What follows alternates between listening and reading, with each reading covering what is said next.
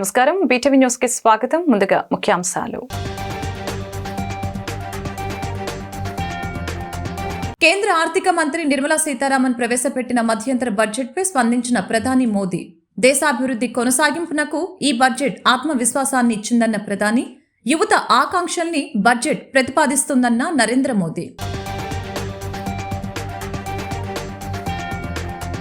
ఏపీకి గణనీయమైన రైల్వే బడ్జెట్ను ఈసారి కేంద్రం ఏర్పాటు చేసిందన్న విజయవాడ రైల్వే డీఆర్ఎం నరేంద్ర పాటిల్, 4 లైన్లు అభివృద్ధి చేసేందుకు సిద్ధంగా ఉన్నామని వెల్లడి. గోదావరి ఎక్స్ప్రెస్ కు 50 సంవత్సరాలు పూర్తి కావడంతో విజయవాడ రైల్వే స్టేషన్లో సంబరాలు నిర్వహిస్తున్నామన్న రైల్వే డీఆర్ఎం.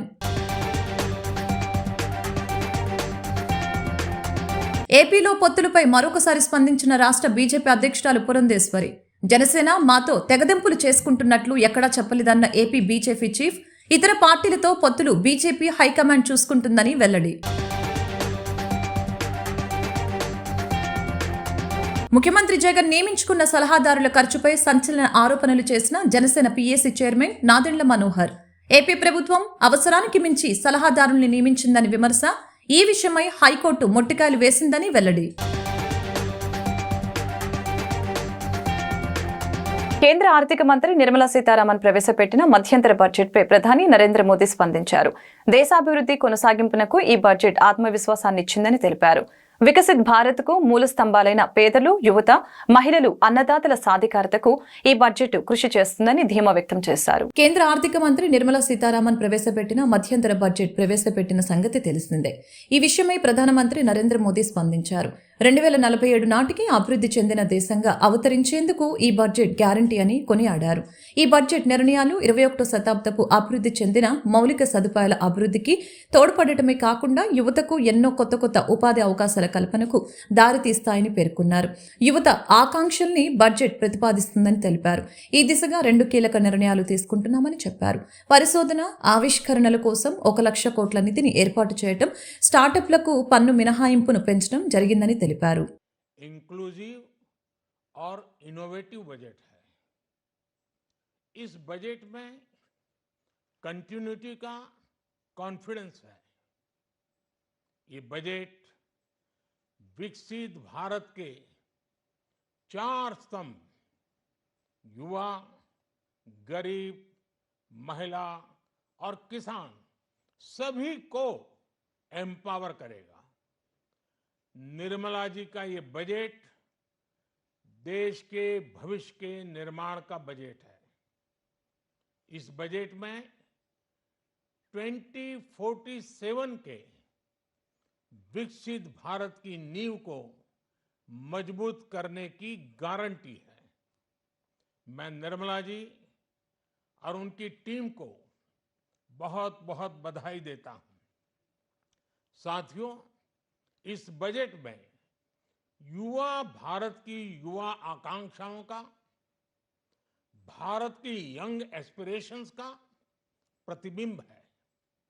बजट में 2 महत्वपूर्ण निर्णय लिए गए हैं. रिसर्च और इनोवेशन पर ఏపీకి గణనీయమైన రైల్వే బడ్జెట్ను ఈసారి కేంద్రం ఏర్పాటు చేస్తుందని విజయవాడ రైల్వే డీఆర్ఎం నరేంద్ర ఏ పాటిల్ తెలిపారు.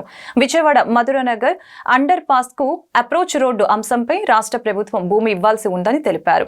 విజయవాడ రైల్వే డీఆర్ఎం కార్యాలయం వద్ద గురువారం మధ్యాహ్నం వీడియో సమావేశంలో డీఆర్ఎం నరేంద్ర ఏ పాటిల్ మాట్లాడారు. 4 లైన్లు అభివృద్ధి చేసేందుకు సిద్ధంగా ఉన్నామని చెప్పారు. గోదావరి ఎక్స్ప్రెస్ కు 50 సంవత్సరాలు అవటంతో గురువారం రాత్రి 11 గంటలకు విజయవాడ రైల్వే స్టేషన్లో గోదావరి ఎక్స్ప్రెస్ వద్ద సంబరాలు నిర్వహిస్తున్నామని తెలిపారు. గోదావరి ఎక్స్ప్రెస్ వెళ్లే అన్ని ప్రధాన స్టేషన్లో సంబరాలు జరుగుతాయని, గోదావరి ఎక్స్ప్రెస్ ఒక సెంటిమెంట్ అని కొందరు ప్యాసింజర్లు చెప్తూ ఉంటారని తెలిపారు. Minister of railways Shri Ashwini Vaishnaw ji just now briefed the press and media from Andhra, Telangana and Karnataka. This was regarding the budget and the budget provisions, especially for Ministry of Railways, and special emphasis on the state of Andhra Pradesh. In fact, it is a very happy budget for the state of Andhra Pradesh. The railway portion of the budget, in current budget, the only for the state of Andhra Pradesh, the allocation is 9,138 crore of rupees. It is 9,138 crores, whereas during 2009 to 2014, it was only 886 crores per year. So it is almost 10 times. And earlier that 886 crore was for the combined Telangana and Andhra. Now it is only for Andhra. Telangana has another budget. So it's almost 15 to 20 times increase in the budgetary allocation over the previous years. So this is indeed a very good news for the state of Andhra Pradesh. In fact, in 2009 to 2014, in the state of Andhra Pradesh, only 70 kilometers of track were laid per year. Now this has been increased. In the last year itself, 246 kilometers of tracks, new tracks were laid. So this is also almost 3 to 4 times increase in growth in track laid. Means the growth in the infrastructure. New rail lines have been laid. 246 km per year. ఏపీలో పొత్తులపై రాష్ట్ర BJP chief Purandeswari మరొకసారి తమ వైఖరి వెల్లడించారు. ఏపీలో ఇప్పటికే జనసేనతో బీజేపీకి పొత్తు ఉందని స్పష్టం చేశారు. బీజేపీతో తెగదెంపులు చేసుకున్నామని జనసేన కూడా ఎక్కడా చెప్పలేదు. కనుక మాతో పొత్తులో ఉన్నట్లేనని వెల్లడించారు. అంతకు మించి ఇతర పార్టీలతో పొత్తులపై బీజేపీ కేంద్ర నాయకత్వానిదే అంతిమ నిర్ణయమని తెలియజేశారు. బీజేపీ పొత్తు ఖచ్చితంగా 5 కోట్ల ఆంధ్రులతో ఉంటుందని మీడియా ముఖంగా చెబుతున్నానని పురంధేశ్వరి వ్యాఖ్యానించారు. ఏపీలో బీజేపీ ఎన్నికల సన్నద్ధత నేటితో ప్రారంభమైందని తెలిపారు. ముఖ్యమంత్రి జగన్ నిర్ణయించుకున్న సలహాదారుల ఖర్చుపై జనసేన పీఏసీ చైర్మన్ నాదెండ్ల మనోహర్ సంచలన ఆరోపణలు చేశారు. ఏపీ ప్రభుత్వం అవసరానికి మించి సలహాదారుల్ని నియమించిందని హైకోర్టు మొట్టికాయలు వేసిందని తెలిపారు. ఏపీ ప్రభుత్వం అవసరానికి మించి సలహాదారుల్ని నియమించిందని హైకోర్టు మొట్టికాయలు వేసిందని జనసేన పీఏసీ చైర్మన్ నాదెండ్ల మనోహర్ తెలిపారు. సలహాదారులు కూడా సీఎం జగన్ ను కలవలేకపోతున్నారని చెప్పారు. కొద్దిమంది సలహాదారులు ఇక్కడి వ్యవస్థను చూసి రాజీనామా చేసేశారని తెలియజేశారు. సలహాదారుల ఖర్చు 680 కోట్లు అని తెలిపారు. సజ్జలకే ఈ 5 ఏళ్ల కాలంలో 140 కోట్లు ఖర్చు పెట్టారని చెప్పారు. సుభాష్ గార్గ్, రామచంద్రమూర్తి వంటి సలహాదారులు రాజీనామాలు చేశారని అన్నారు. 80 నుంచి 90 సలహాదారులకు ఈ ప్రభుత్వం 680 కోట్లు ఖర్చు పెట్టిందని చెప్పారు. వీళ్ళేం సలహాలు ఇస్తున్నారని, ప్రభుత్వం ఏం పాటిస్తుందని నిలదీశారు. ఐబీ వంటి సంస్థతో ఒప్పందం చేసుకోవాలని ఏ సలహాదారు చెప్పారని నాదెండ్ల మనోహర్ ప్రశ్నించారు. అసలు ఎంతమంది సలహాదారులు ఉన్నారు సీఎం జగన్కైనా తెలుసా అని అడిగారు. సలహాదారుల జాబితాను విడుదల చేయాలని డిమాండ్ చేశారు. మంత్రుల్ని, అధికారుల్ని వినియోగించుకోకుండా సలహాదారులతో పనేంటని అన్నారు. రాష్ట్రానికి తీవ్రమైన ఆర్థిక సంక్షోభం ఏర్పడుతోంది. స్టేట్ ఎక్స్చెక్కర్లోంచి అనవసరంగా వీళ్ళకి నిధులు కేటాయించి డబ్బులు వృధా అవుతున్నాయని గౌరవ హైకోర్టులో కేసు వేసినప్పుడు, పిల్ వేసినప్పుడు చీఫ్ జస్టిస్ గారు డివిజన్ బెంచ్ అది ఆ రోజున చాలా స్పష్టంగా దేనికోసం ఇంతమంది మీరు నియమించారు, దీనివల్ల ఎటువంటి సలహాలు రాష్ట్ర ప్రభుత్వానికి వస్తుంది, ఆ సలహాలు మీరు ఎక్కడ ఇంప్లిమెంట్ చేస్తున్నారా, ఇది అన్వారంటెడ్ అండ్ అన్నెసెసరీ అని కామెంట్స్ చేస్తూ, మీ పనితీరు చూస్తుంటే రాబోయే రోజుల్లో జిల్లాలో ఉన్న కలెక్టర్లకు కూడా మీరు సలహాదారులు నియమిస్తారేమో అని ఆ రోజున డివిజన్ బెంచ్ చాలా తీవ్రమైన విమర్శలు చేశారు.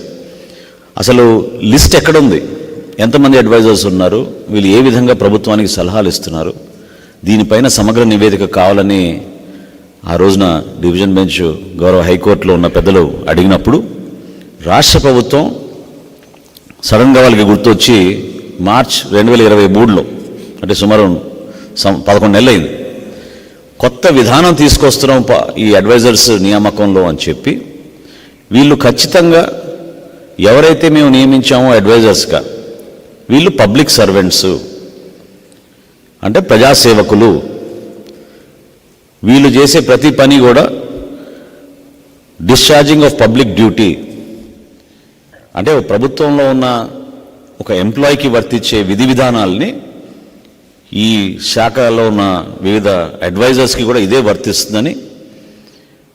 రాష్ట్రంలో బీజేపీ పార్టీని బలోపేతం చేసే దిశగా పనిచేస్తామని ఆ పార్టీ నాయకులు అడ్డూరి శ్రీరామ్ తెలియజేశారు.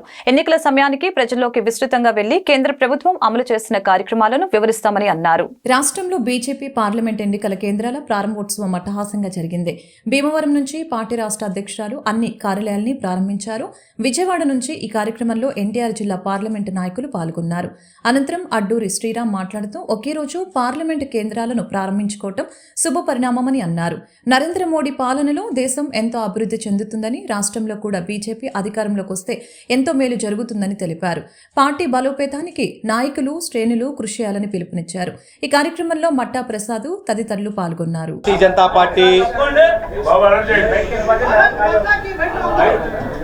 రాష్ట్ర అధ్యక్షులు శ్రీమతి దగ్గుబాటి పురంధేశ్వరి గారి ఆదేశాల మేరకు రాష్ట్ర వ్యాప్తంగా అన్ని జిల్లా పార్టీ కేంద్రాలని పార్లమెంట్ ఎన్నికల కేంద్రాలుగా మార్చాలి. ఒకే రోజు 1/2/24 ఒకే రోజు 10:30 నుంచి 11:30 లోపు రాష్ట్రంలో ఉన్నటువంటి అన్ని పార్లమెంటు ఎన్నికల కేంద్రాలు ప్రారంభించాలని పిలుపు మేరకు ఈరోజు ఎన్టీఆర్ జిల్లా భారతీయ జనతా పార్టీ విజయవాడ పార్లమెంట్ ఎన్నికల కార్యాలయాన్ని ఈరోజు ప్రారంభించుకోవడం జరిగింది.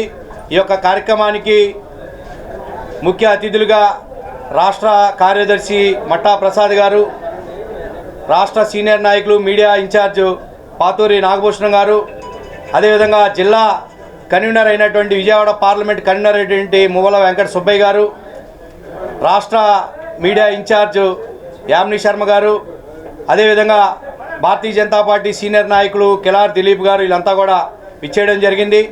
ముఖ్యంగా మన అందరికీ తెలుసు, ఎన్నికల సమయం ఆసన్నం అవుతూ ఉంది. రాష్ట్రంలోని కేంద్రం ఇచ్చినటువంటి పథకాలను రాష్ట్రంలో ఉన్నటువంటి రాష్ట్ర ప్రభుత్వాలు, గత ప్రభుత్వం కావచ్చు, ఇప్పుడు ఉన్న ప్రభుత్వం కావచ్చు, స్టిక్కర్లు మార్చుకొని తమ పథకాలుగా పబ్బం గడుపుకుంటున్న నేపథ్యంలో కేంద్ర పార్టీ ఆలోచనతో ఈరోజు వికసిత భారత సంకల్ప యాత్ర పేరిట కేంద్రం రాష్ట్రానికి ఏమిస్తుంది, ఎన్ని నిధులు ఇస్తూ ఉన్నది, ఏ పథకాలకి, పూర్తి పథకాలకి నిధులు వస్తూ ఉన్నాయన్నీ కూడా రాష్ట్ర రథసారథి పురంధేశ్వరి గారి ఆలోచన మేరకు ఇవాళ ప్రతి జిల్లాలో కూడా జిల్లా కార్యాలయాలు తెరవటం జరుగుతుంది. అట్లానే విజయవాడ కూడా ఇవాళ సెక్రటరీ అయిన మట్టా ప్రసాద్ గారు ఇవాళ వచ్చి ఇక్కడ తెరవటం జరిగింది. ఈ కార్యాలయాలతో ఇవాళ నుంచి భారతీయ జనతా పార్టీ ఎలక్షన్కి శంఖారావం పూర్తయిందని కూడా చెప్పగలం. జగన్ గారి పిలుపు మేరకు మేము కూడా రణానికి సిద్ధమే అని కూడా ఇవాళ నుంచి మా కార్యాచరణ ఉంటుందని కూడా చెప్పడం జరుగుతుంది. నరేంద్ర మోడీ గారు పెద్ద పీఠం వేసి ఆంధ్ర ప్రజలకి ఏదైతే చాలా నిధులు ఇచ్చారో ఆ నిధులన్నీ కూడా ప్రజల చేరుకి మేమందరం సభ ద్వారా ప్రతి గ్రామానికి, ప్రతి ఊరికి కూడా తీసుకెళ్ళడం జరుగుతుంది వికసిత్ సంకల్ప యాత్ర ద్వారా. అలానే ఈ గవర్నమెంట్ కూడా స్టిక్కర్లు వేసుకుని ఏ విధంగా అయితే ఇప్పుడు శ్రీరామ్ గారు చెప్పారో ప్రతి పథకం కూడా పట్టబయలు అవుతుంది. ఆయన చేసిన రాష్ట్రానికి శూన్యమని చెప్పిన మాటలన్నీ కూడా మడం తిప్పి అన్ని మాటలు కూడా అబద్ధాలనే కూడా ఇవాళ నుంచి ప్రతి గ్రామానికి, ప్రతి ఊరికి, ప్రతి మనిషికి చేరేదాకా భారతీయ జనతా పార్టీ కార్యకర్త నిద్రపోవడానికి కూడా నేను మనవి చేసుకుంటున్నాను. దీనితో మా ఎలక్షన్ ఖచ్చితంగా ఆయన పిలుపు మేరకు రణం సిద్ధమే అని కూడా నేను చెప్పదలుచుకున్నాను. మరొకసారి మోదీ సర్కార్, రాష్ట్రంలో ఒకసారి భారతీయ జనతా పార్టీ ఈ నినాదంతో యావత్ భారతదేశం కూడా ఈ రోజున మారుమ్రోగిపోతుంది.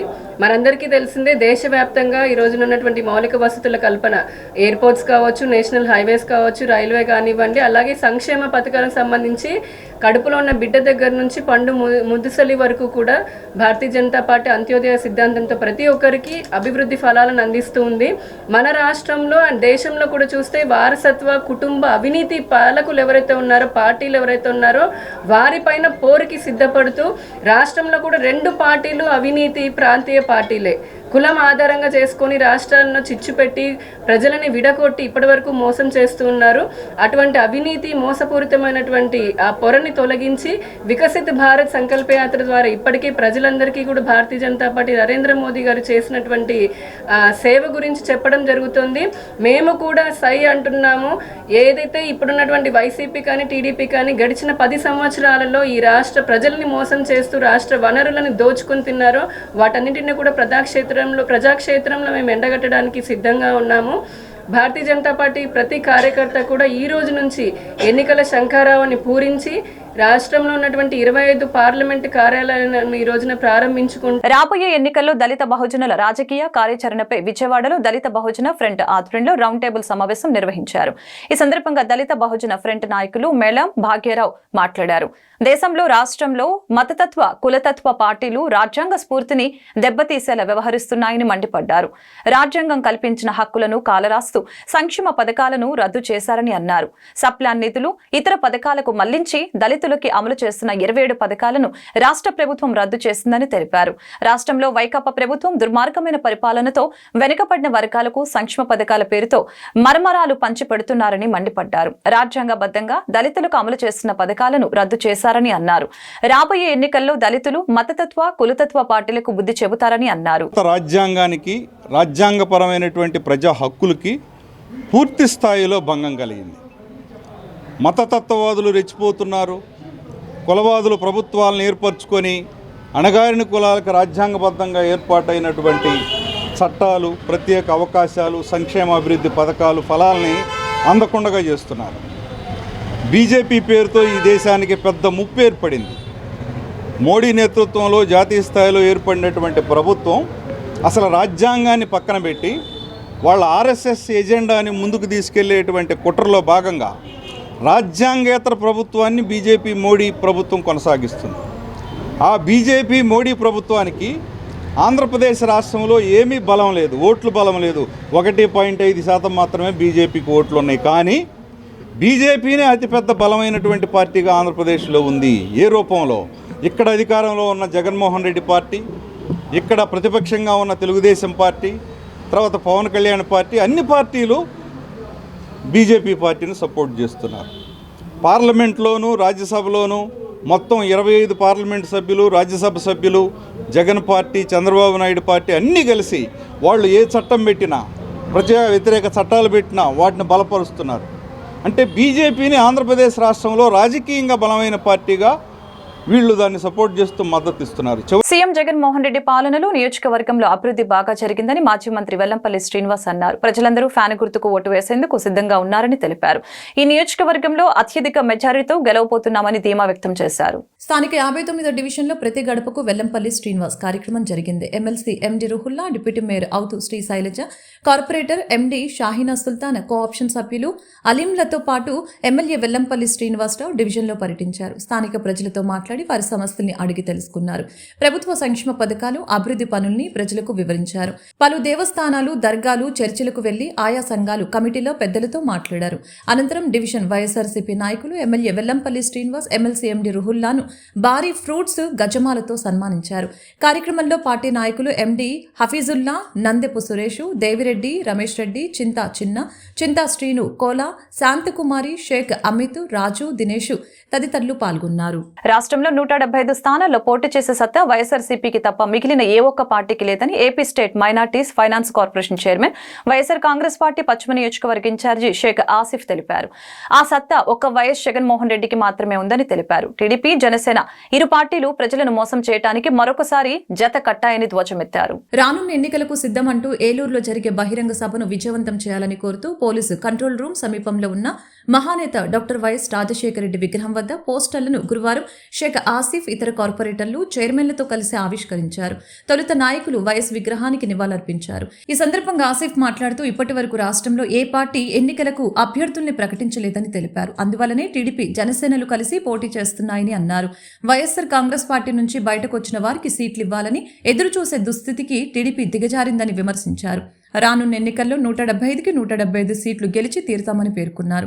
అందుకోసం తమ పార్టీ యావత్ క్యాడర్ సిద్ధంగా ఉందని చెప్పారు. అందుకోసమే తమ అధినేత జగన్మోహన్ రెడ్డి సిద్ధం అని ప్రకటించారని అన్నారు. టీడీపీ, జనసేన ఇరు పార్టీలు ప్రజలను మోసం చేయడానికి మరొకసారి జతకట్టాయని ధ్వజమెత్తారు. రేపు 3వ తారీఖు జరగబోయే సిద్ధం సభకి మేమందరం సిద్ధంగా ఉన్నాం. జగనన్నతో కలిసి తోడేళ్లతో యుద్ధం చేయడానికి మేమందరం సిద్ధంగా ఉన్నాం. రేపు 3వ తారీఖు జరగబోయే సభకి భారీగా రాష్ట్ర నలుమూలల నుంచి వచ్చే జనాలు ప్రతి ఒక్కళ్ళు కూడా ఒక సభని విజయవంతం చేసే దిశగా మేమందరం ముందుంటాం. జగనన్నతో పోరాటం చేయడానికి, తోడేళ్లతో పోరాటం చేయడానికి మేము సిద్ధంగా ఉంటామని చెప్పేసి ఈ మీడియా ద్వారా తెలియపరుచుకుంటూ, ఏదైతే చంద్రబాబు నాయుడు మొన్న ఇంటర్వ్యూలో చెప్పాడు, నేను ఒకవేళ మీరు ఓడిపోతే దానికి మీరు ఏంటి సమాధానం అంటే, నేను అన్నీ రెడీ అయిపోయి ఉన్నాను, నేను కనుక ఈసారి గెలవకపోతే, ఓడిపోతే రాజకీయ సన్యాసం తీసుకుంటాడని చెప్పడం జరిగింది.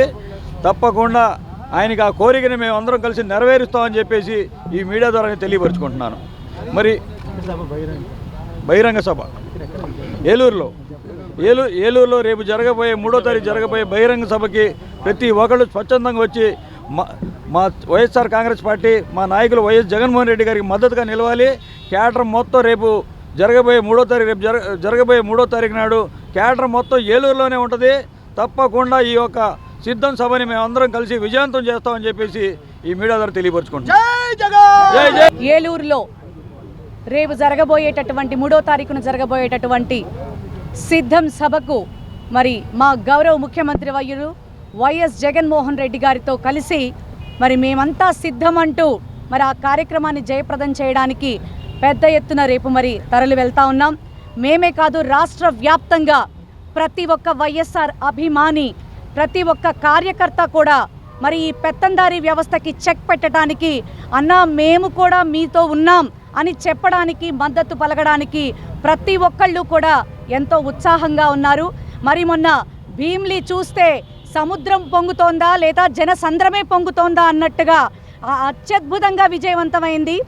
అక్కడే ప్రభుత్వం యొక్క విజయం ఏంటో ఆ మొదటి సభలోనే తెలిసింది. మరి రాష్ట్ర వ్యాప్తంగా జరగబోయే ఈ సిద్ధం సభలన్నీ కూడా విజయప్రదం ఖచ్చితంగా అయి తీరుతాయి.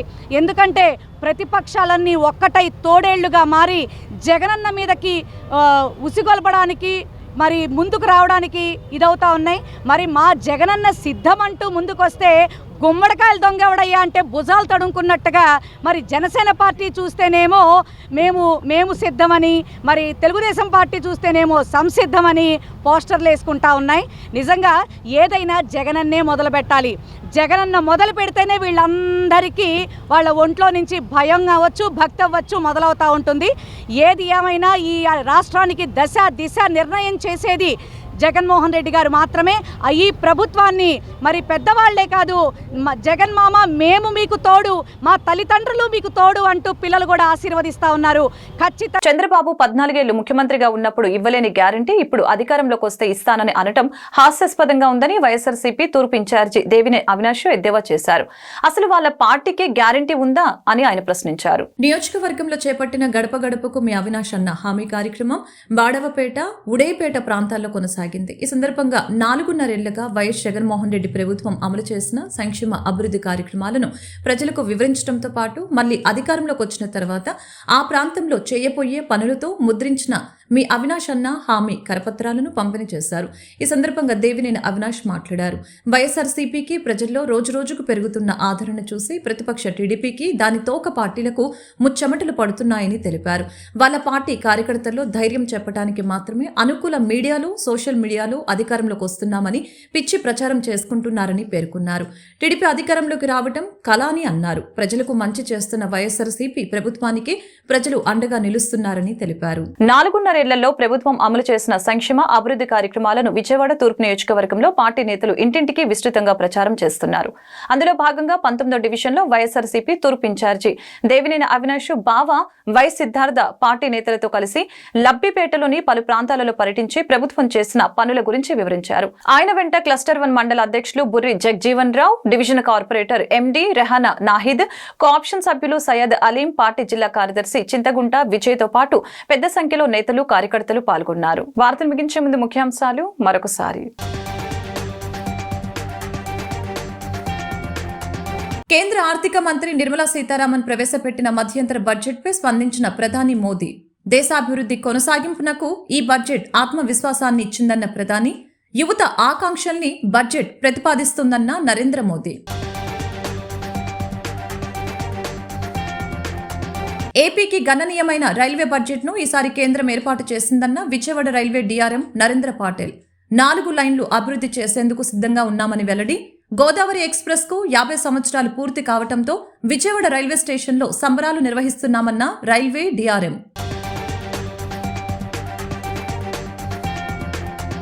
ఏపీలో పొత్తులపై మరొకసారి స్పందించిన రాష్ట్ర బీజేపీ అధ్యక్షురాలు పురంధేశ్వరి.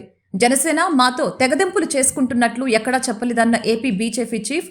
ఇతర పార్టీలతో పొత్తులు బీజేపీ హైకమాండ్ చూసుకుంటుందని వెల్లడి. ముఖ్యమంత్రి జగన్ నియమించుకున్న సలహాదారుల ఖర్చుపై సంచలన ఆరోపణలు చేసిన Janasena PAC chairman Nadendla Manohar. AP ప్రభుత్వం అవసరానికి మించి సలహాదారుల్ని నియమించిందని విమర్శ. ఈ విషయమై హైకోర్టు మొట్టికాయలు వేసిందని వెల్లడి. ఈ వార్తలు ఇంతటితో సమాప్తం. మరొక బులెటిన్లో మళ్ళీ కలుద్దాం. నమస్కారం.